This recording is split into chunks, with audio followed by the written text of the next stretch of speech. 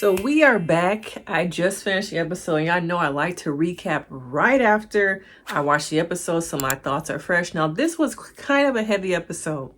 There are so many different things I want to go over, so I hope I can keep my train of thought together and not over the place. But, okay, make sure you like and subscribe. You do all the do's because I like making these videos, but I need help with the algorithm. So even if you hit that like, you can help a sister out. Now, what I have learned from all these episodes so far is that unfortunately Jerrod weaponizes people's trauma for his best interest. Now, I was curious about Jamar as a person, so I did a little bit of research after watching the episode. Cause I'm like, who is this person? He's a little bit cringe at times. Once again, based off of the editing of the show, he comes off very cringe. I don't know about homophobic, but there's some internalized maybe anti-blackness, a lot of trauma there, a lot of trauma, avoidance, a lot of things we see for me, when I work with black men, black people in general, when it comes to therapy for the first time, a lot of it is what I saw in this episode. Now, going back to the way Jerrod tends to weaponize people's trauma for his best interests, this show, I did a little bit deep diving, and I read and found out that, Jamar did not know about this show. Okay, he got in the car after Jerrod asked him to kind of come along, do some shows with me, let's get together. He gets in the car, mind you, and there are cameras. Okay, and he's like, what is this? Jerrod's like, oh, it's for HBO. He's like, oh, well, you know what? I like HBO, so I'll do it. But upon, going through the episodes, upon him screening the episodes before we did, he hated his depiction. And when you look at it, it really did show a dichotomy between the way Jerrod is living and the way that Jamar is living. And we see that episode after episode with his friends. You see how they're living and you see how Jerrod is living. And as much as raw as the show is, after watching a few of these episodes, it makes me tend to think, did Jerrod really play some role in the way these people are being edited? Because it makes him look like he's living up here and his friends are living down here, and they're always trying to not use him, but find a way to elevate their own lives. And based off of some of these people in my comments that know Jerrod, based off what we see in the episodes, it seems like they're being edited a certain way.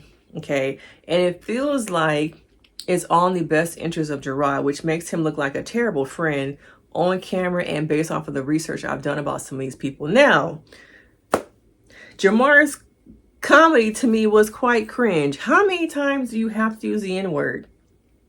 And it feels like at times he's a caricature, and he is trying to play and tap dance for white people. I'm just going to say it.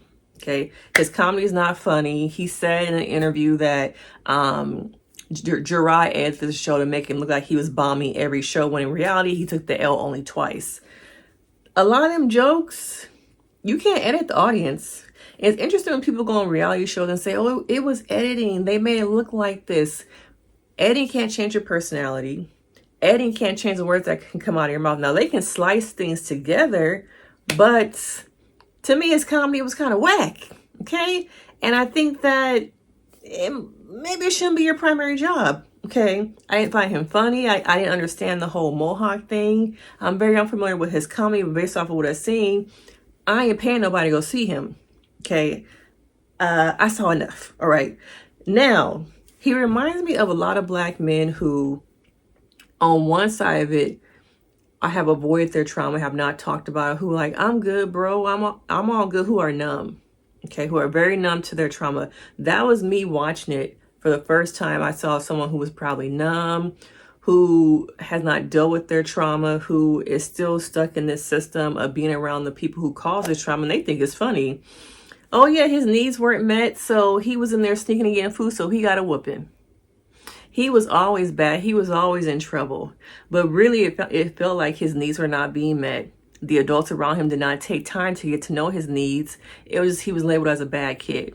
And watching him at that function with the family members who kept, saying he was bad, it made me wonder if he had some kind of neurological stuff happening, if he was on the spectrum or had like a learning disability, because often kids who have learning disabilities often are labeled as bad children when people don't take the time to really understand their needs and get to know him. So it reminded me of a lot of young black boys who get labeled early in the system, and there's no way of getting out of that. Okay. So I think that's what happened to him. I think there's something there that just really never got looked into because he was labeled a bad kid, oppositional defiant, and he got whoopings all the time. The solution to his bad behavior, the solutions to him being hungry, the solution to him being needing attention, needing a hug, needing love, was to give him a whooping. Now, how many of y'all can relate to that? Probably half of y'all, if y'all are a person of color, that the key to you not being hungry no more was to get a whooping and be sent to bed. See, that's all he needed was a whooping.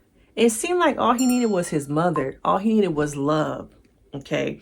Now, that was my initial thought. But then I started, once again, I did a little bit of deep diving and found out that according to Jamar, he has been in therapy before.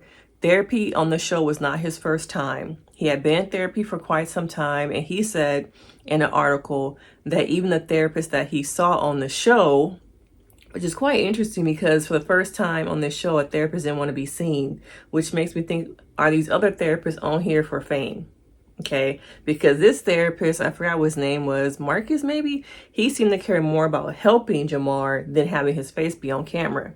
Check it, boo, check it. Okay, now he said that he had worked through a lot of his stuff already, but Jerrod urged him to talk about his trauma. Jerrod urged him to go deep on the show. And once again, it reminds me that at times it feels like Jerrod is weaponizing people's trauma for his own needs, and those people around him get hurt. Jamar even said, it seemed like you trying to ruin your daddy life, okay, and you're nosy, okay? You're trying to get in my trauma, you're trying to get in my business for what? Are you really trying to help me? Why are you so curious about who my daddy is? That was very interesting. Why is he so curious? Does he wonder as a friend who his father is? But why do you think, or has it ever happened to you, why do you think a friend is so invested in information about your life that you care nothing about? That does not make a difference about how you act or who you are today from that friend's perspective. Say somebody was so interested in who my father was, but I didn't know who my daddy was, but I didn't feel like I needed that information. But my friend kept poking. What's going on here? Are we really friends? Are you digging all this up for like a story for a TV show? Once again, it shows how selfish Jerrod is. Okay. And it was interesting how time after time, it just became about exposing his trauma for TV, for the show. And when he called his mama, that was kind of strange. I want to know more. I wish the stuff I had read said more about that conversation with his mom, because was that necessary? Was it a need to be on TV? The same thing that Jerrod did with his father. But in this scene, Jamar chose to call his mother on his own and have this question be asked. But to me, it felt like it was a lot of like, come on, bring the trauma to the screen. Let's do this on TV. And his friends don't really know the depths of what's really going on with this show. And I also read that Jamar hated his depiction on the show. So I think over time he was able to get through it. But as I've been saying, I think a lot of these relationships are going to be harmed by the show. What's really going to be there in the aftermath, once the show was done and over with, it was really going to be there in that relationship, because it seems like he's bringing a lot of relationships to make this show work. Okay. Now, what else did I want to go over with this episode? The kite. Okay. The kite was kind of interesting. I felt like Jamar was trying so hard not to play into being gay. Flying the kite is gay. But to me, when he finally got into it, I saw that inner child. I saw that black boy joy come out of just being free, just not caring anymore. But sometimes I think people don't tap into their inner child because aspects of their mind are still stuck in this, oh, that's gay, that's homophobic. To fly a kite? A $5 kite? Why is that gay? But we have so many socially constructed views in our mind that it stops us from healing. It stops us from thriving because we are so caught up in these societal norms that we have these glasses on, these trauma glasses, along with these, our brains, which have been socially constructed, that we can't see past all that stuff, that inside of here is just a little boy who want to fly a kite, a little boy looking for love. And I think as much as he said in the article that he has worked through his trauma, I don't know if that's really true, brother. But I need you to do a little bit deeper work, okay? Because a lot of people can go to therapy and not be doing the work, okay? A lot of people can go to therapy, but what are you doing outside the room? We only get 60 minutes a week. So what are you doing in between that hour session with me or somebody else that's really helping bridge the gap between the 60 minutes on my couch in front of that Zoom to your real life outside of my work? Okay, what are you really doing? So the episode was quite interesting. So many different layers. Homophobia, weaponizing your friend's trauma, black boy joy, inner child work, abandonment from parents, substance abuse, not thriving in your career. So it had so many layers, but these are the things that really stuck out to me. Once again, Jerrod. Once again, Jerrod will weaponize people's hurt, pain, or his own needs. I think there's a way to talk about trauma. There's a way to confront people who have hurt you and things like that. But in front of a camera, I don't think it's appropriate, especially when the person gets in the car and there's all these cameras. How are we friends when you're putting me in this situation? Is that really your friend? I don't think so.